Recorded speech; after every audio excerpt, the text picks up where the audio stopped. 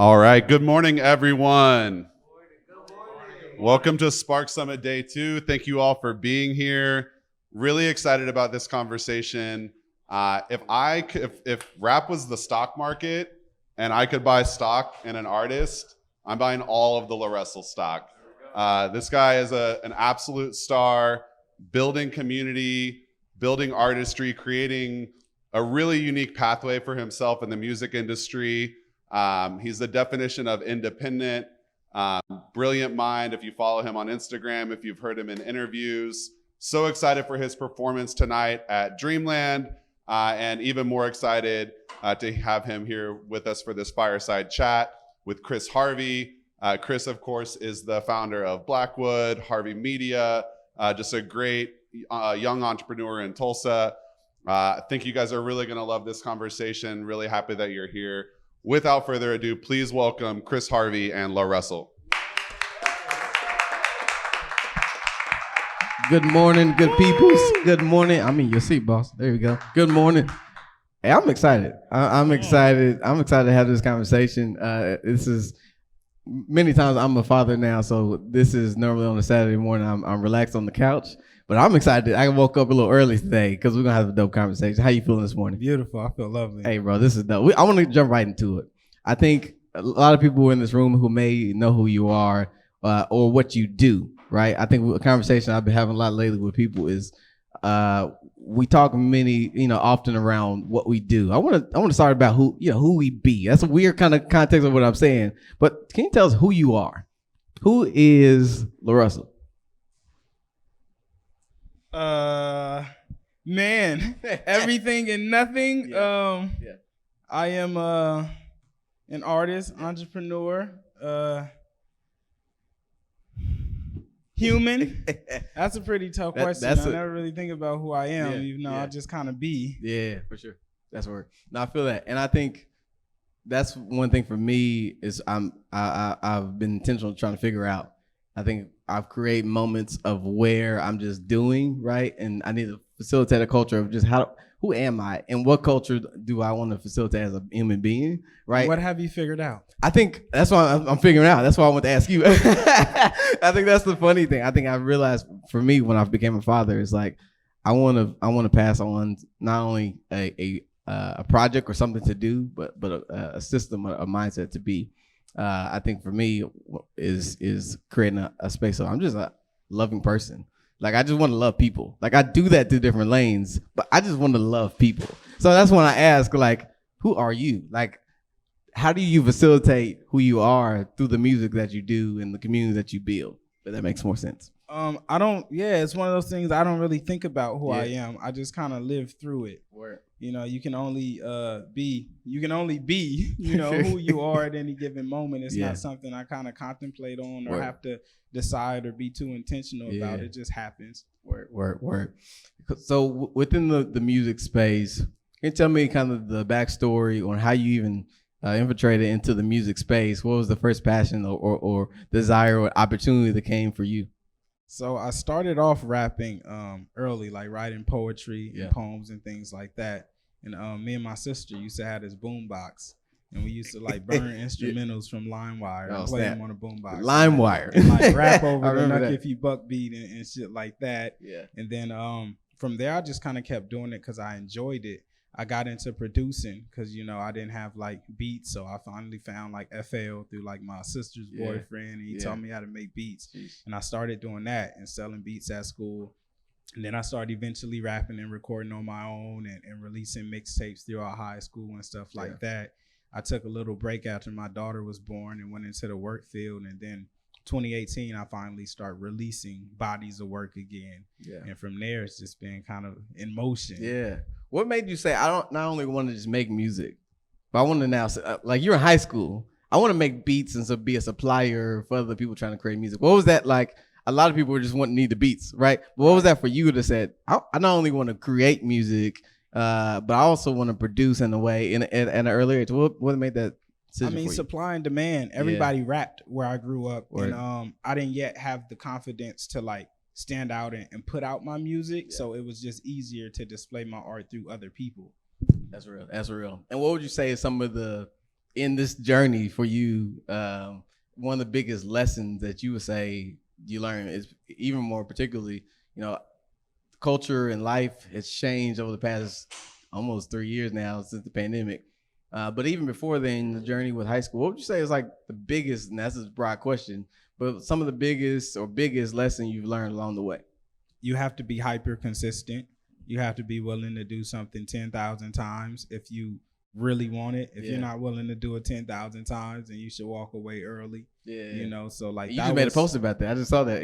That's my recurring lesson throughout life with anything. You feel me? The person who does it the most is the person who's going to be the greatest at it. And you've seen that show up in your journey specifically. I've seen it show up in mine and all of my homies who do things, who have crafts. Like, we put in 10,000 hours. There's reasons we could perform on stage and you feel different when we go up there. It's because we do this all the time. Yeah, that's real. What would you say? Because 10,000 hours is, I look at it as shots instead of hours. You feel me? Because hours, that's a lot of time and you got to wait. But shots is within like your means. Like, you don't get to control time. But shots, if I go to the court and I choose to shoot 500 today and you choose to shoot 50, I'm already ahead of you. But we have the same amount of time, so that's a little bit different. But I use a 10,000 shot theory. I'm going to shoot more shots than everybody else. Word. That's what Kobe mama mentality right there. I love it. Word. Respect. Come on. He said that's a word. I love it. From I think what's very important with that mentality is having the right people around you, right? You can have that mentality, right? but I think it's so much more rewarding when you have people around you, community around you, to have that same mentality. Can you speak on what does, and this is again could be more broad, what does community mean to you? It could be more so I wanted you to speak towards the people around you, some of the people that's with you. But also, you look at what you're building, community seems as it's of big importance to you. What does it mean to you? I mean, I think that you get the right people around you by being the right person. Like, you feel me? It's laws of attraction. Like, you become magnetic. If you do the work, then all the people do the work. There's this analogy, like, if your car breaks down and you sit inside of it, no one stops to help you because you're not even helping yourself. But the moment you get out and start pushing it, then you see niggas coming from down the block trying to help you push it because they see you already putting in that effort. Word, that's real. Right? So, like, being the right person gets all the right people to come around. Like, everyone wants to help the person that's already doing something. It's like, look at what he's doing. Let's go, like, it's just as simple as that. So through me doing everything, like, prior to me having a team, I would run behind the camera, hit record, run back, do my shit. I would edit all the videos. I would mix all my own records, right? And through me doing that, more people start coming in and they're like, I'm going to take this load off you. I'm going to take this load off you. I'm going to take this one off you, right? So it's really you being the type of people that you want to come around. Word. Come on, you hear me? I love it.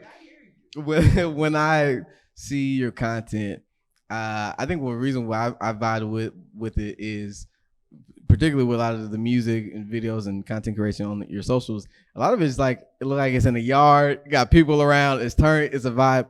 What made you feel like, when you think about community, why is that important for you when it comes to, because you could do a regular video, with car, whatever, and I'm not saying you don't, but like, why is it important to import community visually through the content that you create through your music?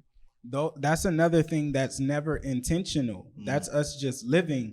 I just happened to be rehearsing in my garage and we run the camera and the world seen it and was like, yo, this is dope, the nigga in his garage. But it's like, we were there before the cameras was on. You feel me? When I built the backyard, I was just in the backyard rehearsing and the cameras are on. So I think it's a byproduct of us being organic. People just love things that feel natural and real. We all have a garage. So when you see me in the garage, it doesn't feel like something that's impossible to do. You feel me? All of us have one. It's as simple as going down there and rehearsing. I love it. I love it completely. So I used to work in a church, and the mission was to represent. They felt like God was misrepresented. They want to represent. When it comes to music, do you ever feel the passion or desire or burden to represent, to show differently, whether it be hip hop or what you're doing specifically in music? Do you ever feel like you need to just present or present in a new way, if that makes sense? I don't feel a need. I think that it's another one of those things that come through you. I think that my mission is just to be me. Yeah. And through me being me, it's like all the people who fuck with me being me are gonna come in and be like, hey, that was tight. I want to do that too, you know. But I don't feel like it. I have to do it. It's just something like, you know, as I'm going through life, the things that I accomplish and do. If they're things that change the world, that's great, right? Yeah, word, most definitely.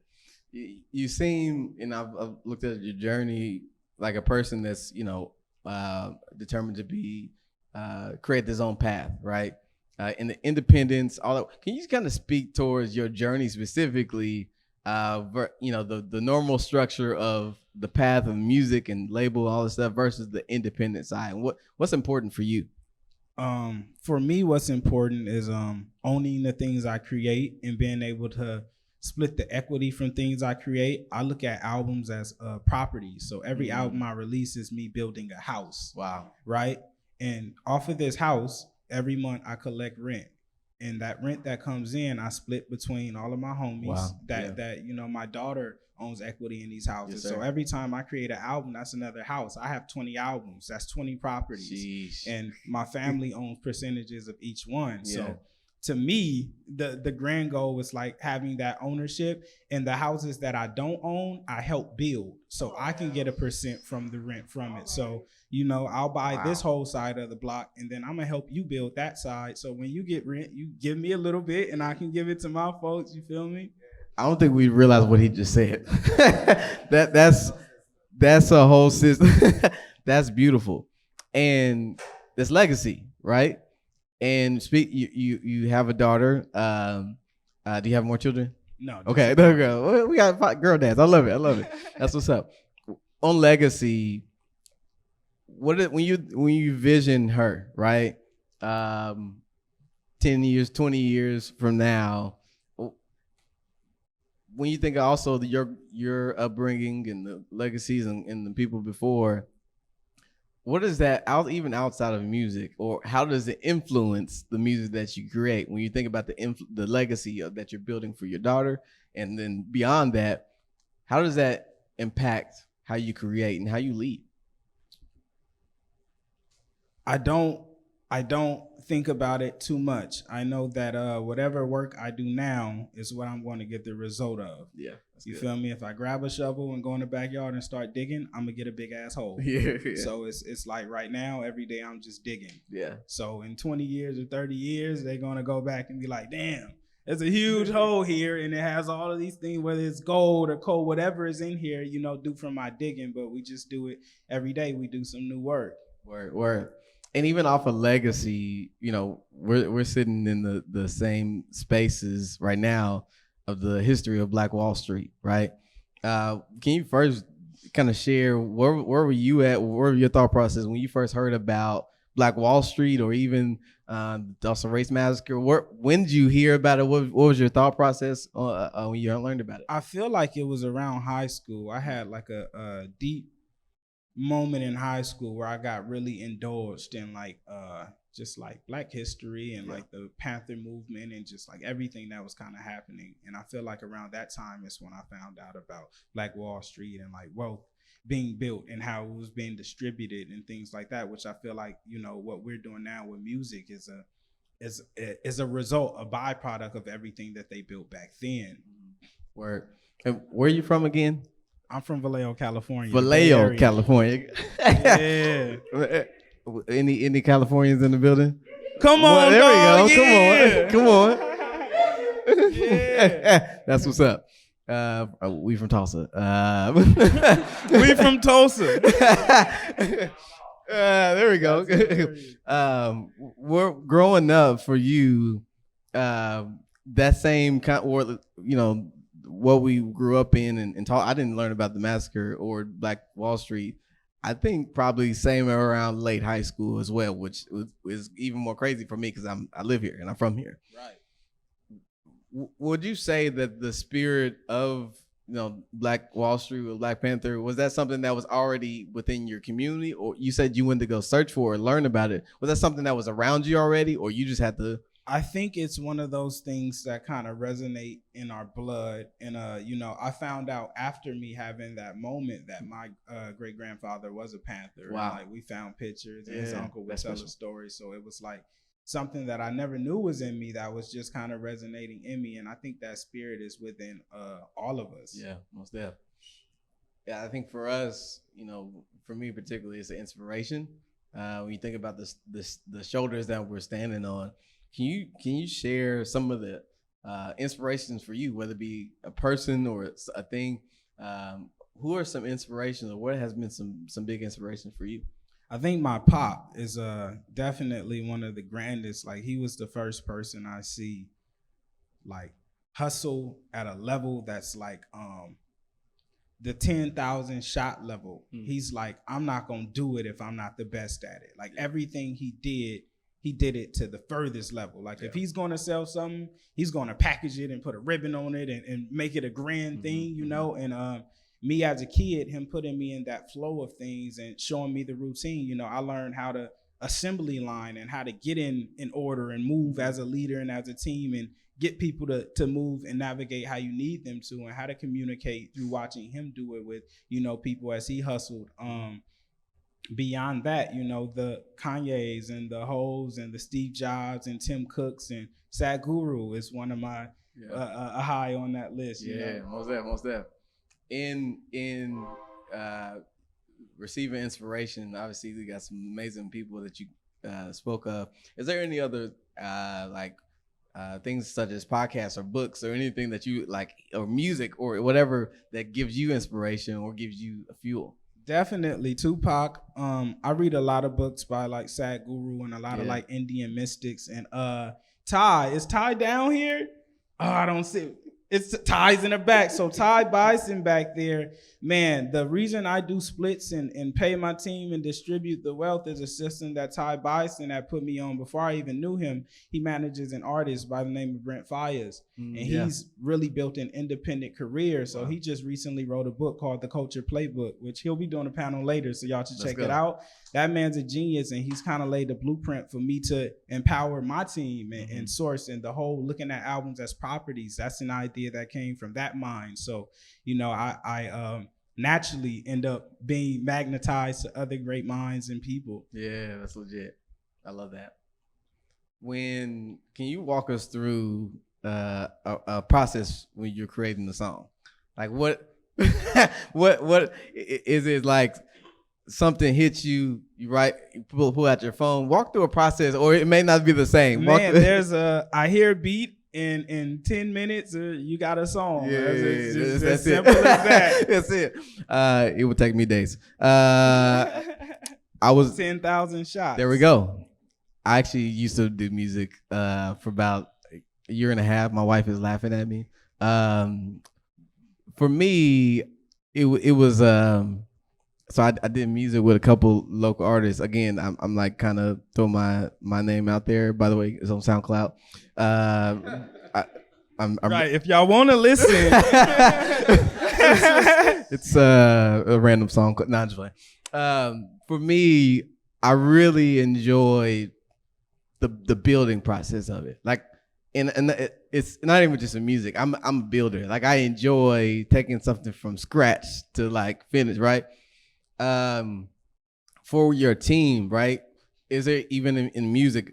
Is there any spaces for your team where, like when you come create a song, do you pitch it to them, or are they in the process with you of, hey, yeah, let's tweak this, or is it all like? So it depends on what's being built and who's needed to build what's happening. So like a couple of my last projects were live albums. We recorded them like in living rooms or in my backyard, and I had a couple different producers with me and some of the homies just in the background. You could hear their voice in the background yelling. Tietta's usually on camera capturing it. My mom is sometimes in the back, or my sister and my niece, and whoever's kind of around becomes a part of the art process for me naturally. That's legit. So, and we go back. Community is a big thing for you, and I love it. And can you speak even more deeper on family, right? You spoke a little bit here and there. Why is it important for you to have your mother in that space, your siblings in that space as you create? It's just where I'm most comfortable. Like, it's not one of those things I do intentionally. I've just always been a person where if I'm doing something and you hear, either help me or just go somewhere else, you know? So, and I have a family that happens to be like, well, if you're doing it, I'm gonna help you do it, you know? Like, we do shows and my pops cooks and my mom helps out and directs people, and all the homies, everyone's moving equipment and pulling cables and cleaning up after, you know? We just, that's just how we kind of operate. And I feel like, you know, the team is always going to operate like the leader. However you move and navigate, your team is going to do the same. Right. I love it. One thing I learned just in my journey is that creativity at its core is not art. It's finding and being a solution to a problem. That creatively being or finding solutions. You do that through music. It's a form of creativity, right? I think for many even people in this room or anybody watching that may be in a space where they feel like they're not creative, they're building something, building an idea, coming up with a project, and they're stuck. They're like, I'm not as creative as them. I'm not I don't have. Can you speak to, with the same thought of creativity being a solution to a problem, and everybody that is creating, a human being has the ability to be creative in their mind, in their heart, and I believe that. Can you speak to that process of feeling like I'm not good enough in this creative space, advice, solution, or every moments you feel like, man, I'm losing it, or where's that next thing? Can you speak inspiration to that state of mind? I think you gotta let life send it to you instead of going to search for it. I never looked for like solutions and things. I just kind of navigated and moved life, and the things that I didn't enjoy, I changed. You know, it's like I didn't enjoy not being able to get resource or content, so I start creating my own. I didn't enjoy releasing a song and getting this distro money, and then the producers and the engineers, and so I changed it. You know, I didn't enjoy going places alone and reaping that benefit, so I'll bring my team. Like, I think naturally you do that, and everyone has it in them because everyone's made by a creator, so naturally you're a creator, you feel me? If you come from a human, you're a human. You come from a creator, you're a creator. Like, that's just one of those things that emanates in us. Every day we're creating a life that we choose to live or not live. Yeah, that's beautiful. If come on, man, we take donations. Yeah. the collection plate is starting in the back. What's up, dog? To the front. The collection plate, I love it. If you could write a story, a movie about your journey, about your life, what would be some of the must-haves? Whether it be, you know, like this is, we need to facilitate or illustrate this in my story, in my journey, whether it be the grind, the like whatever it is. What would be something that you feel like needs to be, if Denzel came up today and was like, hey, I'm playing I'm playing the role of your life, what would he need to know? Right. Sheesh is a proper explanation. He need to know so much. He'd have to go back and watch footage and watch the highlights so they could properly recreate. There's been a lot done. I mean, he needs to know that we building community and sharing equity and unifying people through art and through creation and just kind of maneuvering with love. You feel me? I think that would be the basis of the story, is like doing shit from your heart that makes sense. You know, I try not to do things that don't feel good or that I don't enjoy or have my heart into. Yeah, that's real. I don't know if what I would say to Denzel at this moment. I really don't. If Denzel was like, "Hey, fam, I'm making a movie about that's you," a lot. That's it a lot. Days. I mean, one in general, I'm like, I don't know if I have the greatest story. And then Denzel himself is like, "Fam, I don't know. Give me a couple. I need about 10,000 hours, and you come back." I love that, man. I'm loving this conversation. And here in a second, we're gonna open up the floor for some questions. Please. I'm looking forward to any questions you guys have in the space. But as I get ready to wrap it up, what you got? You coming out with merch? What would be some kind of 2-part question? Some, as you're building that one, why is it important for you to do merch? One, it may just be making sales a fuel what we're doing, right? But particularly with the message that you put on the merch that you rock, what inspiration goes with when you guys are creating the because I see merch as being a billboard, right? So whatever you believe in, marketing, exactly. What comes to mind when you're in that space? Merch for me was really about community, really about spreading the word and the message. Like, it's not even about sales for me, because my merch is priceless. Like, you could pay whatever you want for it. So we don't always yield on merch, but where we yield is like having someone who feels like they're part of a collective. It's like putting on your favorite artist, whatever, your favorite person stuff, and it's like, I'm in there, you feel me? People feel like they're a part of the group that we cultivated and created, and they are, because they support it. They put their hard-earned money into it. So to me, it was really about community building and marketing. Like, I never... when I first came up with the idea to do it priceless, me and my pop was going back and forth, because he's like, you're going to lose money. And I'm like, man, I can't lose. I have the people. And even if I only make $1, my goal was to always sell 1 million of them. So $1 million is fine with me. Right. I'm perfectly okay with that. And beyond that, you get the marketing of having everyone have accessibility to your product. If only 100 people could buy it, then you get 100 sales. But if everyone could buy it, everyone markets me every day. You feel me? Like, we all have access to it. We have kids who will come up at shows and they only got $5, but they get to walk away with something and they get to feel good about their $5. Because, the world will shit on you about having $5, but with us, it's like, you get to feel good about that $5. You got something. Damn, that really answered my second 2-part question. So that was phenomenal.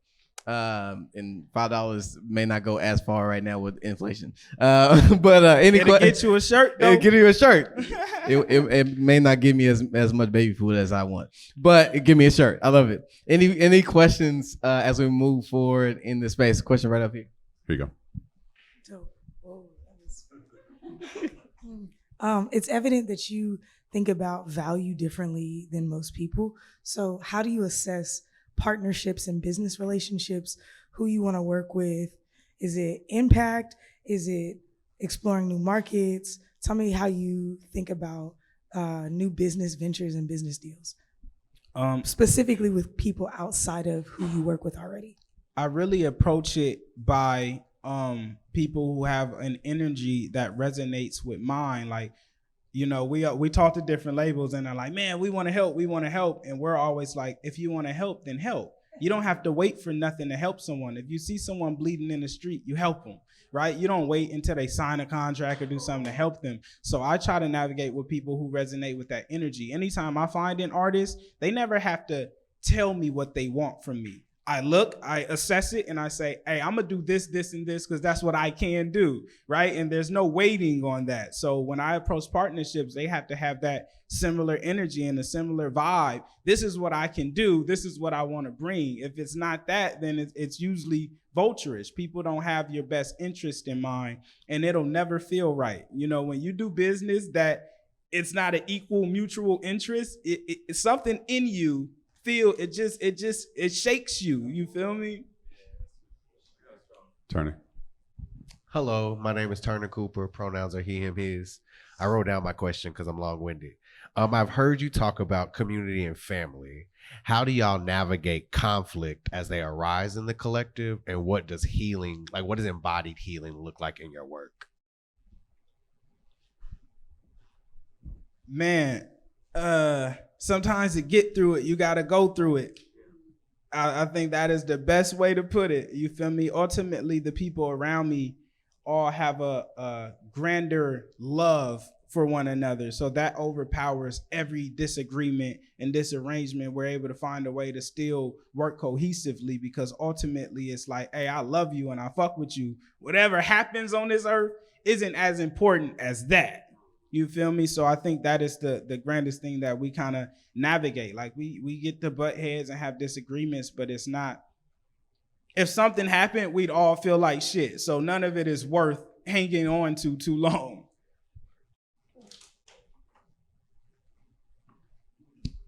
How you doing, sir? What's up, dog? My name's Sam.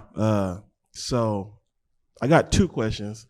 The first one is, what has been like the hardest no that you ever had to give out, like in your journey? Because you got a line, you got one of your lines that said like, niggas contractors now, they all want to build, you know what I'm saying? So it's like everybody sees what you're doing and wants to be a part of it.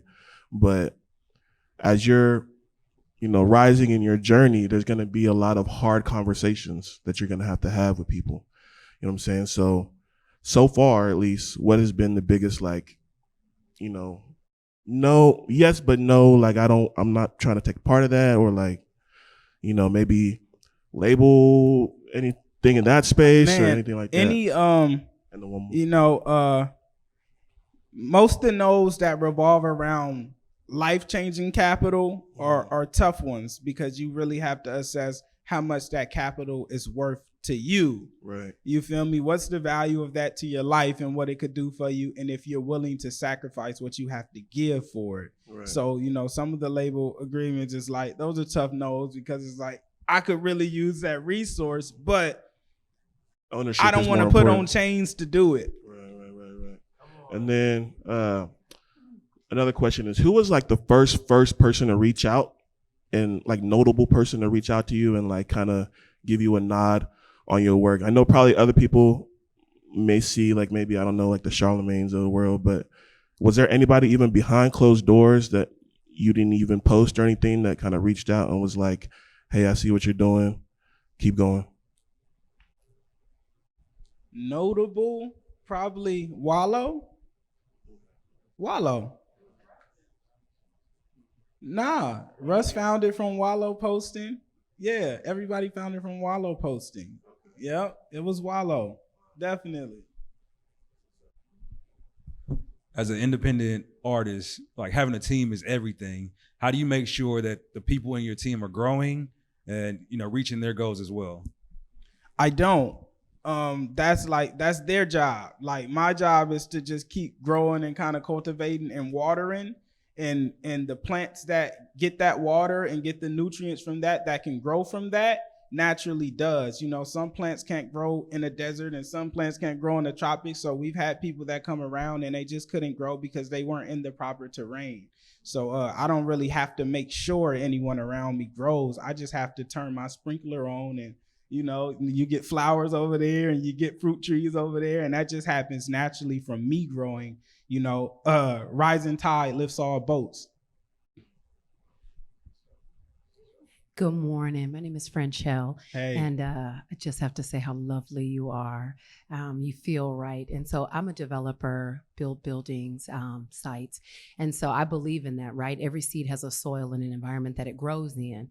As a creative, what's the type of soil or environment that you like to cultivate that is necessary for true, authentic creators to be able to grow in? I think like impartially in what you said, like being authentic.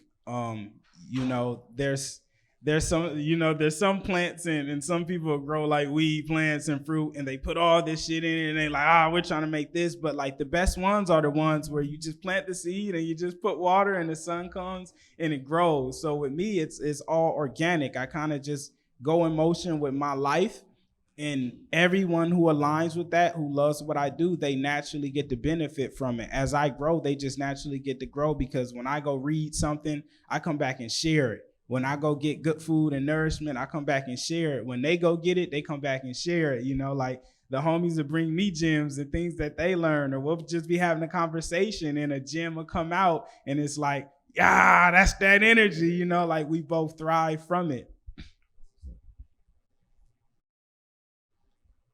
Les has a question.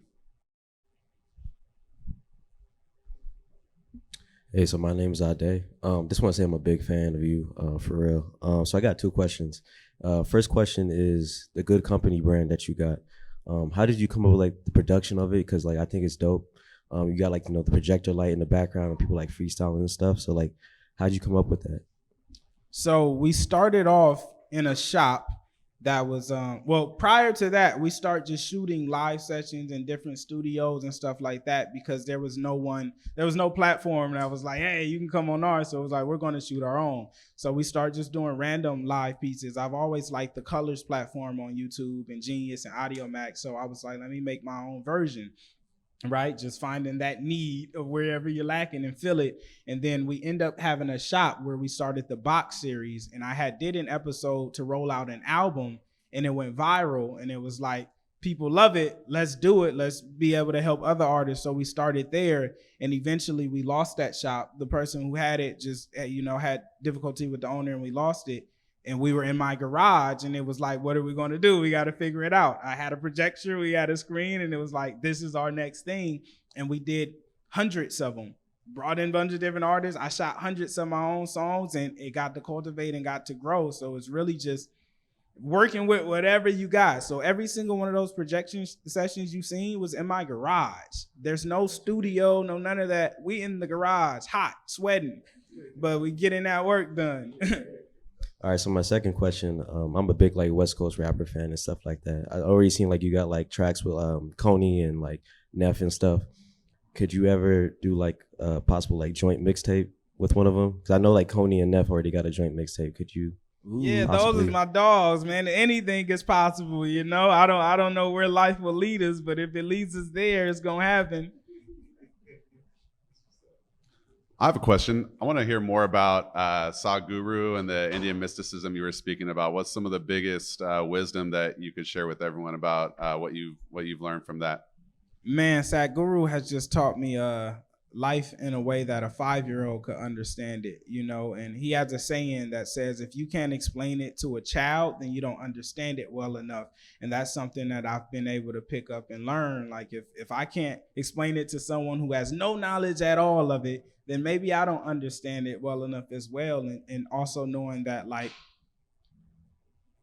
the answers to most of your problems exist within the problem, So if you know the issue, you also know the solution. You could do the thing to change those. But I mean, he has so many gems. I used to spend hours just watching videos of him speak and just listening to him and soaking that in. He has a really great book called Karma. That's exceptional. I think everyone should read it. Is Inner Engineering, is that him? Inner Engineering, yeah, come on.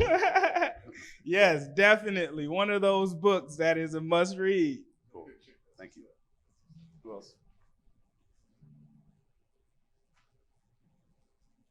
I know Miles has a question. Miles, we love Miles here. Come on.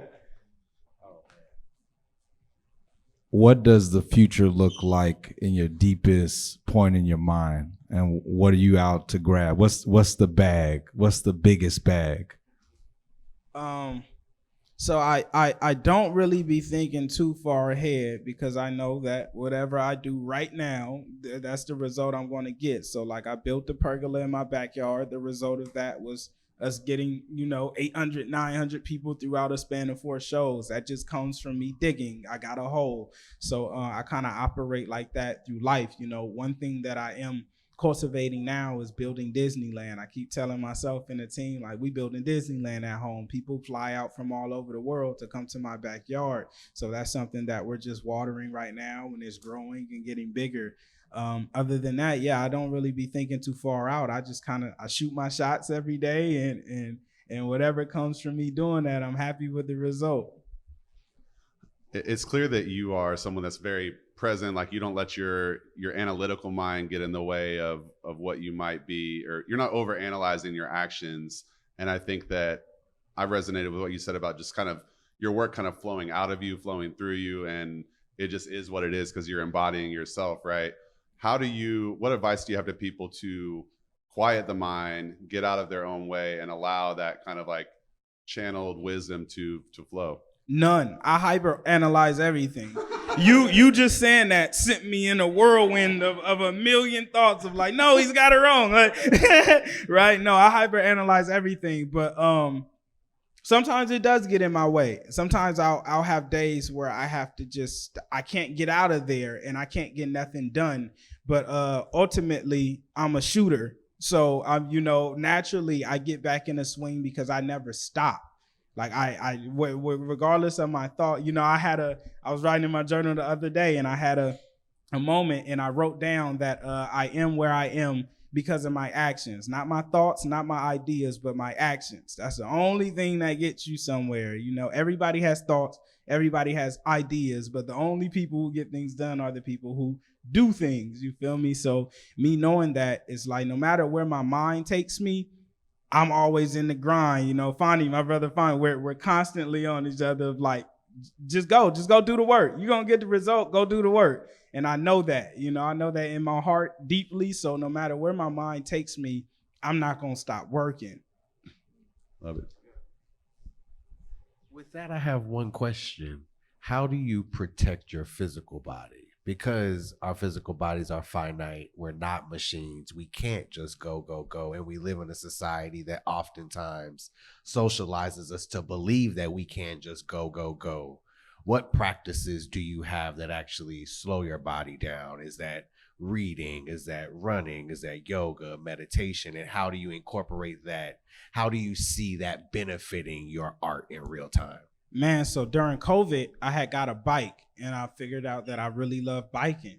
So me and Swaggy B used to bike every morning. Me and Fonny would bike, me and Tieta bike. We just hop on bikes and we go, and that kind of frees me from those chains for a bit. I play basketball, tennis, but I had a moment last year where my body actually shut down. Like, I couldn't eat food for months. I could barely consume water. I couldn't consume food. And it was all through like anxiety and stress of just everything being so overwhelming and me going into shock, and I was still performing and making content through that time. So the world had no clue, but I was struggling. I was suffering through that time. Like, I couldn't get nothing down. So my energy was low and everything, but it was one of those things where I just knew, like, I have to keep fighting. I have to keep working. But doing those things, reading, writing, making music is like my biggest therapy for the body, and riding that bike, man. If you get a bike, go get on a bike and just get out there. Right? Quick question. I apologize if you already mentioned it before. Again, from the bottom of my heart, I apologize. But the backyard shows, can you just talk a little bit about, like, the pergola and how that came apart, how that came to fruition, and maybe, I don't know, some of the obstacles, like neighbors or anything like. Man, anything so like that? I was. How do I get a invite to one of them shows? So I'm gonna get you there. So I was having issues with venues, and just like, I'm an innovative thinker. So the way I want to do shows, like, I start doing Proud to Pay shows where people can pay whatever they want.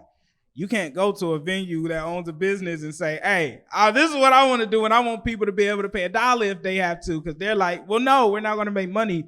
And I don't like being told no. So I'm going to just go do it myself. So, I was like, I'm going to use the backyard. And we put I drew up a mock of what I wanted and took it to the homies. And he was like, this is what I could do.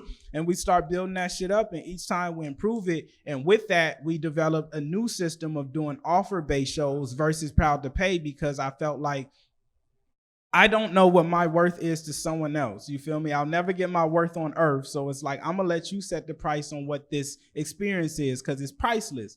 So doing the offer-based shows, I've been able to capitalize and yield far more than I ever would going through a venue and doing $10 tickets or doing anything else, because what this experience is worth to you is completely different than what it may be worth to me. To some people, it's worth $1,000. To some people, it's worth 10. But allowing them to do that has cultivated a new experience, and we're reconditioning our fans to look at my value differently. It's like, if I tell you something is $10, then that's what you think it's worth. And since that's the price of it, some people associate price with value.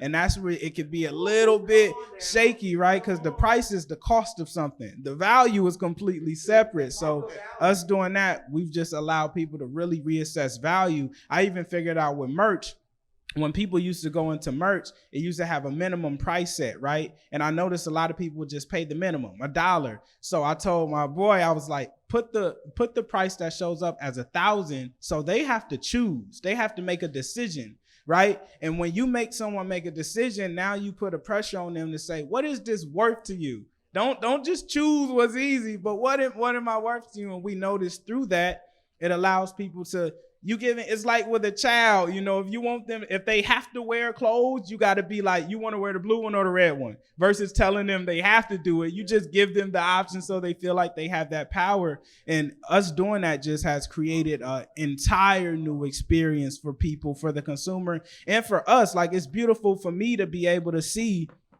what my value is to someone. It's like, I've made thousands of pieces of content. So I open my home, my dad cooks. It's beautiful to see people see that and they're like, yeah, this is worth something to me. Wow. Come on. Invite. Hey, so invite. So like I said, it's offer based. So we have a form in my bio on all our social media, and you go in and you fill out your information, and then you put a price on whatever it's worth to you. We go through those. We get thousands of offers. So we go through those and we try to pick a range from low to high and give everybody an opportunity to kind of come in. So it's simple as that. We can't get everybody because it's a limited cap and there's thousands, but we try to get to as many as we can. Okay. With you competing every day with thousands of artists, and anybody can pay, say, cheese. What's your media strategy to penetrate and get seen? I'm not competing. That's my strategy. I'm not competing. I'm not even running the race that they running. I'm just doing my thing, right? So in terms of media and strategy, I'm really just creating the things I love. I don't really have to go overthink it or anything. I'm gonna go in my backyard and perform. We're gonna film it. I'm gonna do my shows. We're gonna film it. We're gonna perform tonight. We're gonna film it. You're gonna see it posted up. That's my strategy. It's just to do what I do best. I'm not in any competition. And I think that's where a lot of people get kind of mixed up in creation, because they start looking at everybody else plate and what he eating and it's like, bro, your food getting cold. You watching, you looking at the wrong things, you feel me? So it's not being in competition that really helps you thrive. Come on, man, I'm up here talking my shit, man. Donations, please. The value is high. Right? Our timer done ran out and everything. He letting us rock. Come on. I think we have time for one or two more questions. I appreciate it. Anybody else? If y'all have a social media question or something, Tieta over there handles. So when I met Tieta, my Instagram following was at 3,000. We currently sit at like 375K, and she's came in and helped me optimize and really grow the brand. So she has a lot of good gems too, if you guys have questions on that. And this is a woman, a black woman, which is, this is something. And we've done this in 1 year. We can't even imagine what's about to happen in the next 3 to 4. Maybe just some final words then from you.